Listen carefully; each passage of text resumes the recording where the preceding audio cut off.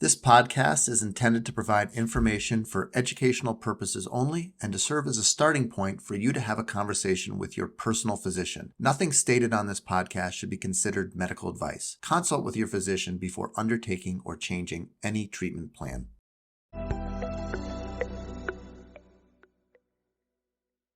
Welcome back to the Pound of Cure Weight Loss Podcast. We just changed the name to that.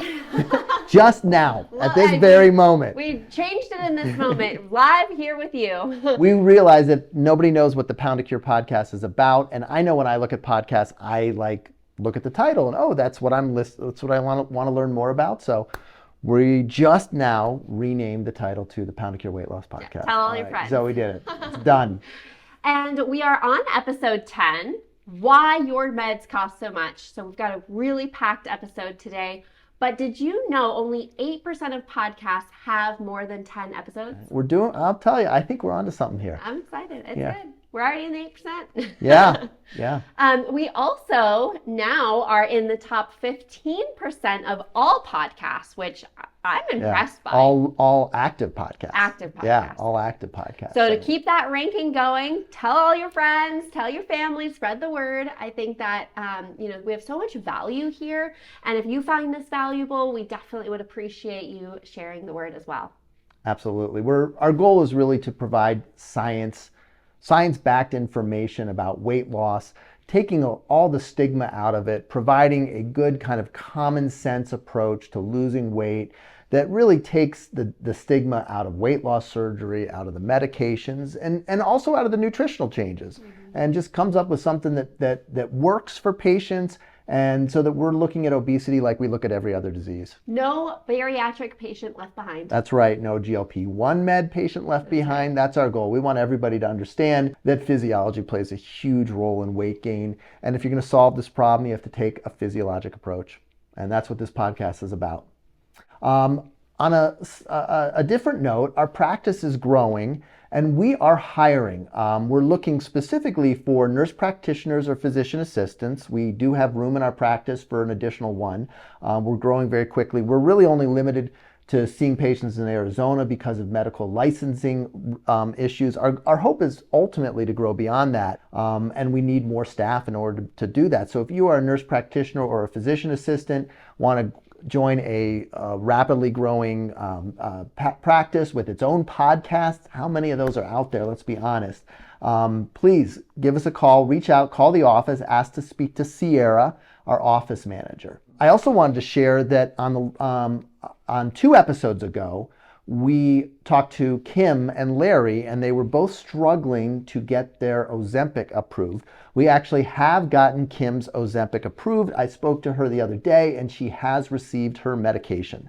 So there is hope for those of you who are facing denials out there. So anyway, Zoe, what are we going to talk about this episode? Yeah, like I said, we've got a packed episode. We are going to be talking a lot about drug costs, why they're so high, and who's to blame. Yeah. I think everyone will want to know about that.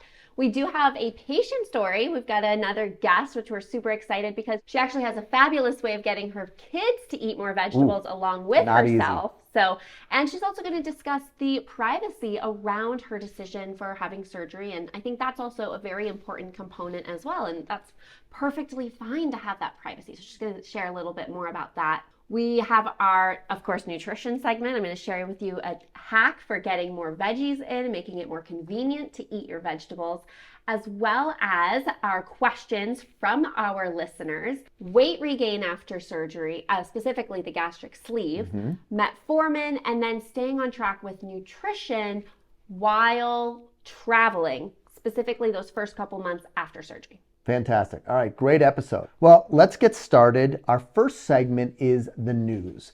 And this article comes from Money Watch, and it talks about how drug makers are hiking the prices of more than 700 different medications starting January 2024. Ozempic and Mounjaro are both on this list. So in order to understand drug costs, you really have to go way back. When you think about commercial payers, we all think, oh, well, there's United and Cigna and Blue Cross and Aetna, but it breaks down much, much, much more granularly. So there's like 150 different flavors of United Healthcare or more. And the same can be said for Cigna and Blue Cross and Aetna. So there's all of these tiny policies, and they're each kind of trying to create their own contracts with the pharmacies and with the medication manufacturers in order to price out the medications fairly. And so immediately we don't have these kind of big players. The only big player out there that would have the power to really hit the pharma industry hard and negotiate with the pharmacies and the drug makers in order to lower the cost is Medicare. However, if you go back to 2003, G.W. Bush signed the Medicare Prescription Drug Improvement and Modernization Act, and it went into effect in 2006. And this was supposedly one of the most brutal sessions of Congress where they negotiated whether or not Medicare should be allowed to negotiate drug prices. And so before this act, Medicare didn't cover drugs. You had to buy a separate policy to cover outpatient medications. Medicare really only covered inpatient stay and then your doctor's visits as well, but it didn't cover medications. And right around this time, it went from, most of the medications being generic and costing $5 to these higher priced medications. The law ultimately passed that blocked Medicare, and it's a law. Medicare is not allowed to negotiate with drug companies. So whatever the drug company says the price is, that's the price to Medicare, which to me seems a little bit crazy. We took the one body that had some power, some influence in reducing drug prices, and we blocked them, put them out of the negotiation. So the first thing is that Medicare is actually, for the first time in 2025, going to be able to negotiate on drug prices. And the way they did that is they're phasing this in. They're adding around 10 drugs they're adding 10 drugs per year to the list. And they've already released the list for 2025 when this law starts. Ozempic, Mounjaro, there's actually no GLP-1 medications on this list, unfortunately. And so we'll have to see what happens in 2026. Because of all the obesity bias out there, I would not be the least bit surprised if these medications are pushed out for a few years. All right. A lot to talk about, and this is complicated, but I think it's really important for us to kind of scratch away at this every week to see if we can get a better understanding of why these medications are so expensive. Because there's things that we can do. We can join the Obesity Action Coalition.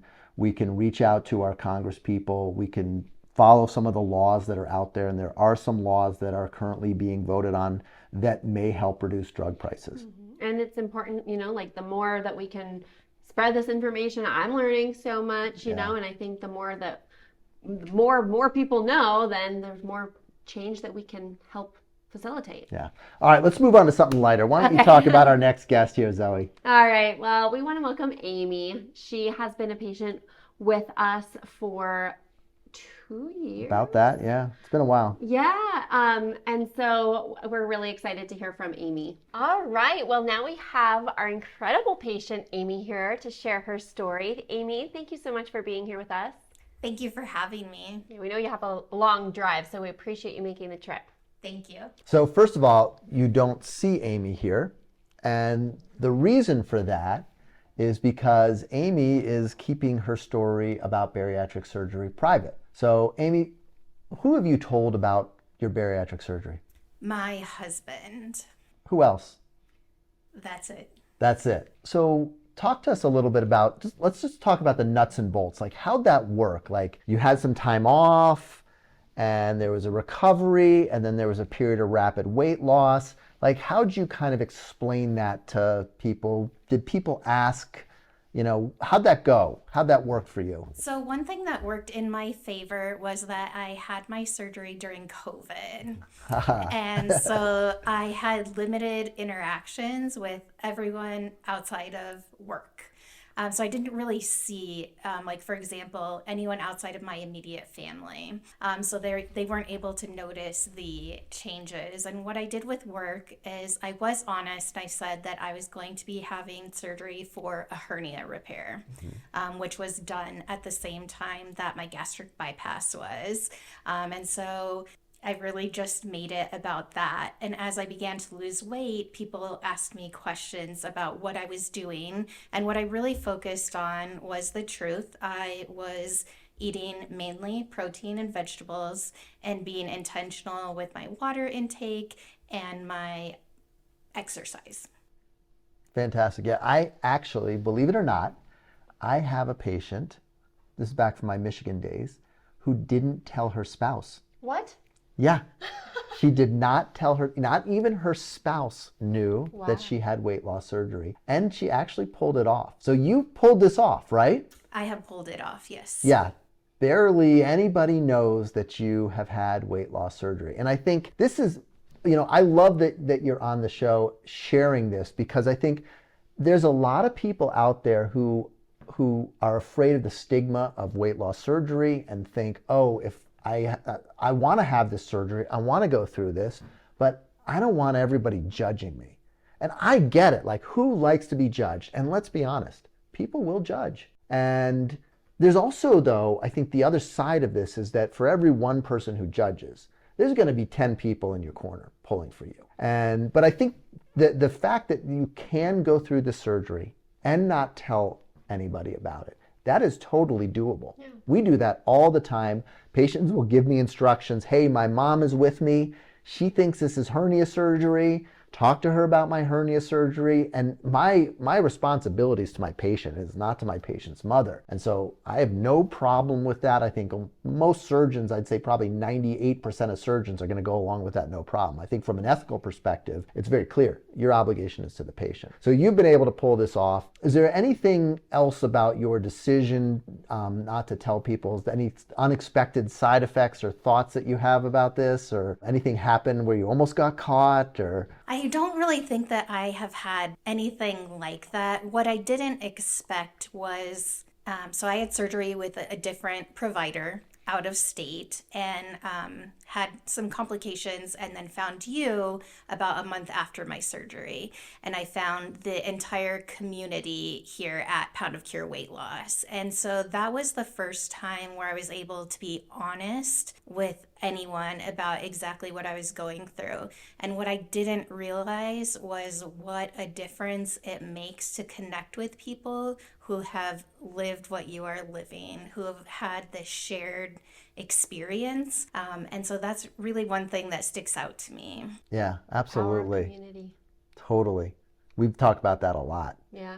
Yeah. And it's really cool because Amy has been what did you saw her on the leaderboard, right? Oh yeah, you've attended more nutrition sessions than any of our other 700 members. I know. Which is amazing because it really speaks to the impact and power in the long-term accountability and the maintenance phase. I talk a lot about, like, we don't want to be in like losing weight phase forever. We want to be in weight maintenance phase forever. But the reality is that that's just as hard, if not harder. It's harder. It's harder. Yeah. And so having the community and like being empowered to continue to show up for yourself, and I think that that's something that you do really well, and I'm so proud of you for that. Thank you so much. That accountability piece is just phenomenal with your program. I think it really sets everything apart. And it's a huge reason why I keep my membership with Team Up is I am now 3 years post-op. I have not had any weight gain, and I really attribute that to the two of you and the amazing community that you have built. Thank you. Yeah, we're actually working on some other pieces to enhance the accountability, to allow for you to kind of set goals and work with Zoe and have some accountability for meeting those goals every week, every month, whatever we work on. So it's great to hear that works, because we put a ton of energy into it. It's not exactly a huge money maker for the practice. There's a lot more money doing the surgery, I'll be honest with you, and that's not what drives us here. But for us, this is what's really important, is making sure that people feel heard, feel safe, and because if you're not emotionally supported through this process, it's so much harder. And you had a rough go with things for a little bit initially, and being able to connect with people makes a huge difference. So we're really happy about that. But we've also, I think on a more positive note, more practical note, this has changed your family quite a bit. So why don't you talk about some of the things that's changed in your family after surgery? Sure. So I have several children, and when I had our first kiddos, I was in a lot better shape than I was when I had our last kiddos. And so with our youngest specifically, she's always been in like the 100th percentile for height, or I'm sorry, for weight, not height. Yeah. She's about 50th percentile for height. And so every time we go to the pediatrician, it's a really big issue. When kids have that kind of growth on the growth chart, even though they're really young, they order all kinds of labs like cholesterol and sugar. She has to fast for the labs. And so it just made me really sad that I felt like I had set kind of my first kids up for success by prioritizing my health. But I gained a lot of weight with each pregnancy. Yeah. And then with our youngest kiddos, I didn't do that. And so I was having just a lot of mom guilt, honestly, about that. And I really wasn't sure how to change it. I had asked our pediatrician, who's amazing, and she basically said, eat less, move more type of advice. And so over the summer, I was very nervous about the youngest gaining weight because I thought, oh man, we don't have the structure of school. She has access to food all day long. What is this going to look like? And I leaned on the Pound of Cure book, and I took that principle and created the veggie drawer at home. So what we do is we prep several different vegetables for the kids to access. And really, I made it for our youngest. But of course, our older kids, they have access to this too. And so what it is just several vegetables. Some of them they choose, some of them we choose. We prep them, we put them in the fridge, and they can get anything from the veggie drawer at any time, no questions asked. So it could be 2 minutes before dinner, it could be right after school, it might be our youngest favorite is 1 minute before bedtime. But we decided Smart kid. We were never gonna say no to the veggie drawer. And what happened over the summer was our older kids, they gained weight over the summer. It wasn't excessive, a few pounds, but our youngest actually lost several pounds. And so when we went to the pediatrician, she asked me right away, what did you do? What we don't usually see, BMI come down like this in kids. And so I explained everything, and she really was so happy that her health is improving. That's awesome. Good job, Mom. Yeah, thank you. Oh my really God. Good idea. And what I love about it too is it puts some of the ownership in the kids' hands too. Like when they get to pick out the veggies, they want to be independent. They want to make those choices, and so it really kind of puts the power in. You make them think that they've got the power. Yeah. Wow. One thing that I would like to share too is it really has empowered her to make really healthy choices outside of home. And so sometimes, as we know, with life happens, we have to go out to dinner, and she is the first to order a salad, and she'll order that salad just vegetables and protein. She doesn't use any dressing, and she's even been complimented out for being a kid who's in public eating a salad. Yeah. I think there's some other really important things that are happening by doing this. How old is she? She is 5. She is 5. So her genetics are not finalized. And that's something we kind of think, when the sperm and the egg comes together, boom, that's your genes. But that's not how it works. There's this whole thing called epigenetics. And epigenetics is this process where our environment turns on and off certain genes. And so when we're exposed to highly processed, highly palatable foods, it's going to turn on genes that promote weight gain. When we're exposed to lots of vegetables, we're going to turn on genes that cause weight loss. And so at 5 years old, that epigenetic process is still developing. It's still in place. It's probably in place for a couple more years. And so when you're getting your children, your young children on these eating a lot of vegetables, you're helping to turn on genes that are going to help them with their weight maintenance for the rest of their life. So, there's never an age that's too young, obviously, assuming they can eat the vegetables safely. But I love what you've done. What a great story. I think what a great example also of positive parenting. Because with those veggies, whenever they ate the veggies, I'm sure there was lots of positive reinforcement that came along with it. Where so much of dieting and so much of treatment of childhood obesity is don't eat this, don't eat that, restrict yourself, you're bad if you want to eat these foods, when you focused on the positive side, which is so helpful for kids. Focusing on what you can add, not what you have to take away. So I love this story. What a great story. Amy, I think you're an inspiration. Your weight loss success, I think the way you've managed your decision about surgery is really been fantastic, and you made it work for you. And then what you've done to kind of spread some of this healthy eating to your children is amazing. And then for being such a valuable part of our community. Yeah. We love you, Amy. Thank you. Absolutely. I love you guys. All right, very good. Fantastic. Well, that was so awesome. Thank you, Amy, for being here. And I hope that everybody listening got some good nuggets of information. Now, my nutrition segment has to do with something similar, right? Making vegetables more convenient to eat. One of the number one barriers that patients tell me about when trying to increase their vegetable intake is the time, is the convenience, right? It's not convenient for many people to, I've got to cut up in this bell pepper, right? You got to take out the seeds, you got to do this, that, and the other. And then it's ready to have as a snack or put into your eggs. And so it's that time barrier that we need to break down. And so a little hack that I recommend has to do with prepping. So some people love to do their meal prep Sunday, dedicate meal prep. That's amazing. For a lot of people, meal prep has to look different, and that's okay. So prepping your vegetables can be a huge time saver and making it more convenient. So this is my challenge for you, is to, when you get home from the grocery store, don't put away your veggies. I want you to put away your other groceries, and then you're going to take 10 minutes, wash and chop your veggies, put them in Tupperware containers.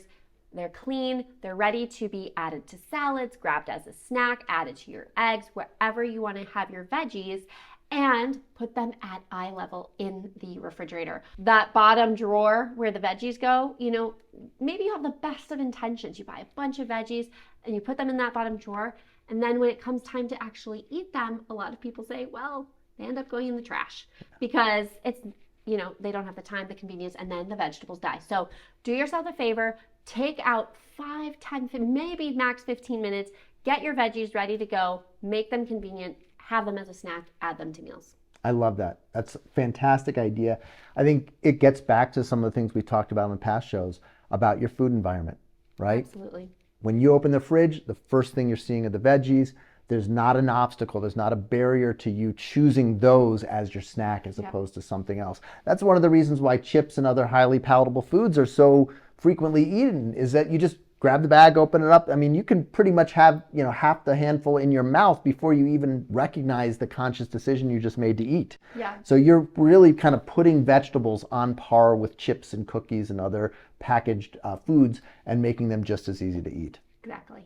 Love it. All right. So fantastic tip, and really helps you kind of, syncing that as well with Amy's discussion about the veggie drawer for the kids can be a great way to make sure the kids have that available. So we're going to kind of shift back to our topic and extend a little bit more about drug prices. And we're going to talk today about, on our Economics of Obesity segment, we're going to talk about pharmacy benefit managers, also known as PBMs. And again, getting a straight answer on exactly how PBMs are priced and what role they play in medication acquisition, in prescription coverage, is very difficult. PBMs, you've heard of them before. These are companies like CVS Caremark or Express Scripts by Cigna, OptumRx, which is owned by United, and then Humana Pharmacy, which is owned by Humana. So what's happened is all of the big insurers have gone out and purchased these pharmacy benefit managers. So again, they control every single part of the prescription drug cost except for the pharma industry, the manufacturing of the medications. After it's manufactured, they essentially control everything until it reaches your hands, your insurance, all of that stuff. So a PBM, or pharmacy benefit manager, sits between the pharmacy and the insurer. And they are the ones who come up with the formulary. So every time you go online and you say, okay, hey, is Wegovy covered? Is Mounjaro covered? What are the criteria? These are rules that are created by the PBM. The role of the PBM is to lower the prices. Now, these things have been around since the 60s, and they would work with the insurance company, and their job was to go out to the pharmacies, to go to the pharma industry and say, hey, let's talk about the cost of penicillin. We're buying a lot of it. We represent 10,000, 100,000, a million people. Now these PBMs are representing 20, 30 million people. And we want the price to come down. And so that's what the role of the PBM is supposed to do. But in fact, that's not how it works. So the big issue is, and something we found time and time again, not just in medicine, but anywhere in economics, is when profits are linked to a certain behavior, we get more of that behavior. So there's two components to PBM pricing that misalign the PBM profits and lower drug prices. And the first is something called price spread. And so what happens is the PBM goes out to Walgreens and the drug manufacturer, and it's a very complicated relationship because they negotiate both with the drug company and with the pharmacies. And so let's say that they say, okay, this drug we're going to cost $100. And what they then pass on to the insurer is not $100, but $100 plus 10%. So it's a percentage. And this is called a price spread. So they're paying the pharmacy $100, but they're charging the insurance company $110. Now, technically, the insurance company and the PBMs are separate entities, but they are owned by the same corporation. And it just allows them to they both get to profit in this instead of having to potentially share the cost reduction. So let's say the drug now costs $200. They get to keep $20. And so the higher the drug cost, more profits they make. The more the profits they make. And in fact, this is an underlying theme that pervades not just the prescription industry, but much of healthcare. And that explains so many reasons why our healthcare costs are increasing, is that the people who are supposed to be working to lower our healthcare costs don't benefit from lower healthcare costs. And so until we get the employers, because the employers are who pay the majority of healthcare, it's practice, like our practice. We pay for a percentage of our employees' healthcare, and that we're paying this cost. Large employers pay for tens of thousands of people's healthcare. And they can either be paying in the form of premiums like we do, but larger employers are what are called self-funded, which means they actually pay for each healthcare transaction. So the employers are paying for this, but they don't really get to sit down and help reduce the cost. It's the insurance companies, and we see that the insurance companies make more money as healthcare costs go up. So the second component that is extremely opaque about this process is about rebates. So typically, when you purchase something, let's say you're in a negotiation, we say, okay, I want to pay $100 for the drug. And the manufacturer goes, what about $200? And you say, okay, well, normally you would say, well, let's settle on $150. But that's not how it goes in these negotiations. Instead, they say, okay, how about this? It's $200, but at the end of the year, we'll give you a $50 rebate. Guess who keeps the rebate? The PBM. Oh my gosh. They don't pass that rebate back to the insurance company, back to the employers, back to the Medicare recipients, back to the people who are paying for the insurance. And so they say, oh, well, the drug cost $200, but it didn't because they got that rebate at the end. And so this price spread and these rebates prevent us from really getting an accurate determination of the cost of a medication. And they make it so that there is an incentive for the PBMs to keep the drug prices high, and they're the ones involved in the negotiation. But there's hope. So first of all, there are two laws that are currently going through Congress, and I would encourage everyone to reach out to their congressperson and suggest that they vote for these laws. And so the first is Protecting Patients Against PBM or Pharmacy Benefit Manager Abuses Act. And there's another act called the Patients Before Middlemen.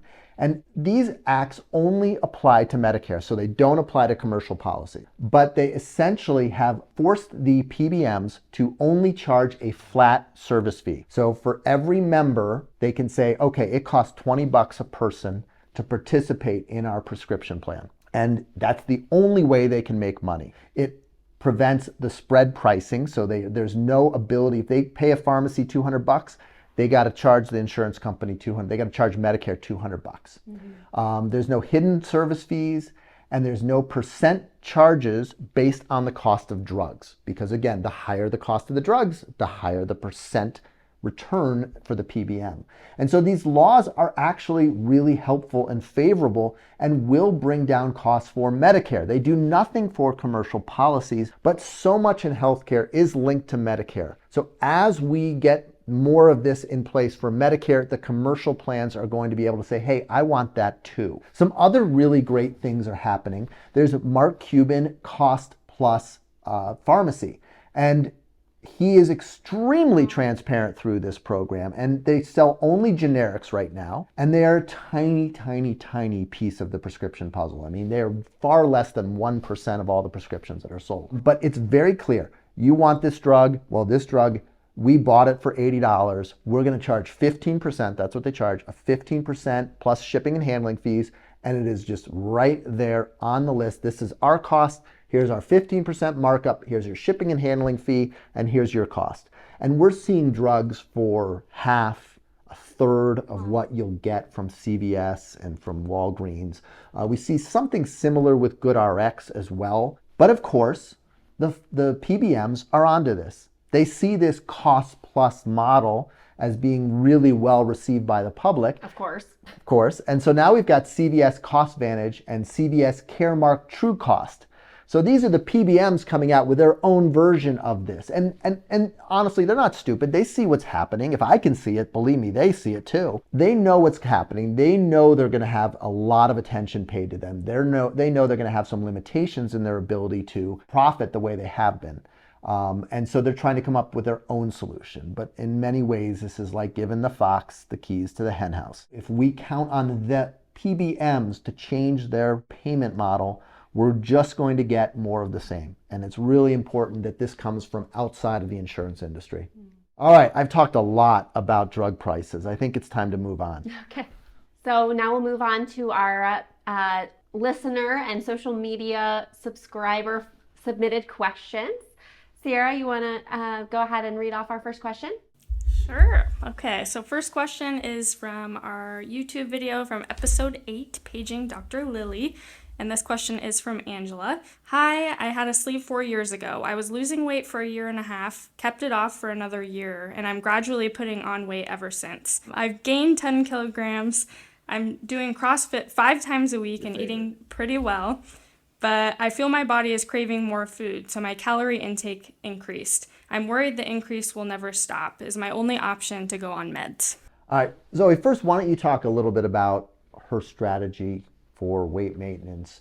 She's now 4 years after a sleeve. Yeah. Well, I mean, even though I'm not the biggest fan of CrossFit, I'm glad she's doing, structured exercise, both cardiovascular and strength, like we've talked about before. However, it's really important to keep in mind with the significant exertion weekly with exercise, her body needs that extra fuel, and clearly it's asking her for it. Yeah. So my philosophy is, if your body is craving more food, we want to give it more food. Absolutely. It's just a matter of what you're giving it. Yeah. And I think, but the important piece of this question is she's gained 10 kilograms, 22 pounds. Mm-hmm. And so there's a lot of conversation about CrossFit and eating pretty well. And, what are your thoughts on exercise versus nutrition in terms of the efficacy of weight loss and weight maintenance? Which is more important? Nutrition, for sure. By a factor of 5? Right.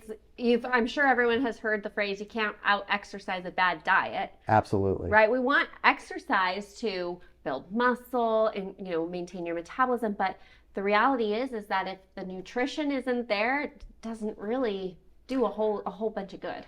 I think I see this over and over and over again in people who are really exercising a lot, is that the nutrition often falls off. And I think truthfully, you're much better off if you are eating well and exercising a little less than the opposite. And so my suspicion is that the first thing that I would do if this person was in my office would be to get them on the metabolic reset diet, to get them working through the nutrition program with you, really dialing in the nutrition. And if you need to scale back the exercise to reduce some of the hunger and the cravings for processed foods, to me that would be worthwhile, especially CrossFit, which is kind of the most intense of all exercise forms. I'm not saying give up exercise, but certainly reduce it if necessary and make sure that the nutrition is dialed in. Well, and also kind of doing a little bit of tweaking and work. Obviously, we don't have a whole food history, but making sure that her nutrition around those exercise bouts pre and post are optimizing that exercise as well, making sure she has the energy to get through it so that later on she doesn't have more craving. Right.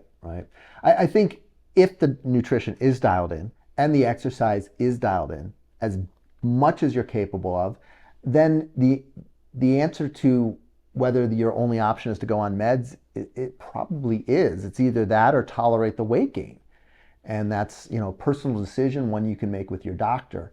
I think the meds work really, really well for weight regain after bariatric surgery. And this is something we're actually looking at putting together and getting some hard data on, because we have a tremendous amount of experience treating weight regain after sleeve gastrectomy, particularly in our practice. And we see great results with this. We're going to talk in future episodes. We actually have some really interesting guests coming on who have managed to maintain their weight after treating it with their weight regain after a sleeve. They've maintained it with meds, but they use a very novel dosing strategy. And so I think there is some opportunity that it doesn't have to be this once a week, every week kind of thing. There's some opportunity to come up with some creative dosing strategies where you may not be as reliant on the med as you think you have to be. All right, next question. Okay, next question is from Raphael from our website. How can I stay on track with my nutrition while traveling during the first few months after weight loss surgery? Great question. And I actually talk with patients all the time about really making sure that they have good tools and strategies while traveling, and especially those first couple months after weight loss surgery, priorities being fluid and protein. And so my main thing is, if you're flying, bring an empty water bottle with you through security, fill it up, make sure you have your fluid. You don't need to buy a $7 bottle of water. No. But then also, whenever it is that you're getting to where you're going, hit the grocery store or, some sort of place that you can have those food items, those snacks, those protein sources that you have been relying on before traveling, ready to go. Packing some snacks with you, such as nuts, such as, you can have your protein shakes. Obviously, you can't travel with Greek yogurt and vegetables, but making your grocery stop after you're getting where you're going can be really helpful. Yeah. What are the rules about bringing protein shakes through TSA? I don't think they're allowed to, right? Well, if you have sealed, shelf-stable, ready-to-drink protein shake like a Premier Protein in your checked bag, right, that's fine. I have taken protein powder through the security. Yeah. I have definitely gotten searched every time. I'm I promise it's just protein powder. You can get through. Oh my gosh, the dogs are there. Yeah. It's always getting everything wiped down. It's clean. But no, maybe take the chocolate, not the vanilla. Right. So, definitely putting a little bit of extra time and planning into making sure that you are prepared, and don't really worry about being looked at weird if you have to go to the grocery store while on vacation. Yeah. You don't have to eat out every meal. Instacart too. Yeah, definitely. Yeah. Okay, last question, Sierra. Okay, this one's from Sharon from the website. I've heard a lot about Metformin recently. What do you think? Yeah, people talk a lot about Metformin. I love the cost of Metformin. Metformin is $5. That is the only thing I like about Metformin, unfortunately. It causes a lot of GI side effects and extremely little weight loss. Every now and then we'll see someone have some modest weight loss from metformin. But in general, we're looking at 3 to 4 pounds if you continue to take this medication that makes you feel lousy.